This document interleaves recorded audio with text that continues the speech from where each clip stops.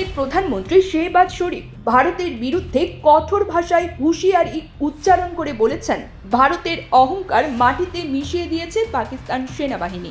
বুধবার 14 মে রাতে পাশরুর সেনানিবাসে সৈন্যদের উদ্দেশ্যে দেওয়া ভাষণে তিনি এই মন্তব্য করেন। পাকিস্তানি সংবাদ মাধ্যম ডন এই তথ্য জানিয়েছে।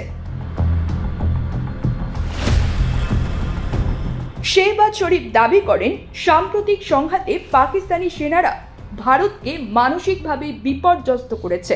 তিনি বলেন, ভারত বিলিয়ন ডলারের যুদ্ধ সরঞ্জাম নিয়ে গর্ব করত, কিন্তু আমাদের বাহিনী তাদের অহংকার ধূলিসাৎ করে দিয়েছে। প্রচলিত ও প্রযুক্তিগত যুদ্ধে আমরা সমানভাবে প্রস্তুত, এটা প্রমাণিত হয়েছে।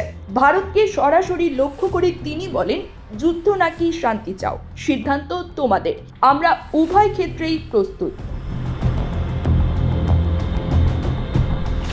জলবন্টন ইস্যুতে ভারতের বিরুদ্ধে কঠোর প্রতিক্রিয়া জানিয়ে শেহবাজ বলেন, সিন্ধু নদের পানি আমাদের অধিকার।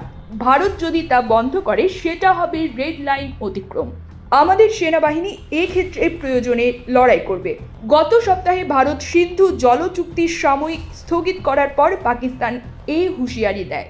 শেহবাজ আরও হুমকি দেন, নিওলম ঝেলামে ভারতের পানি প্রকল্প ধ্বংসের সক্ষমতা আমাদের আছে।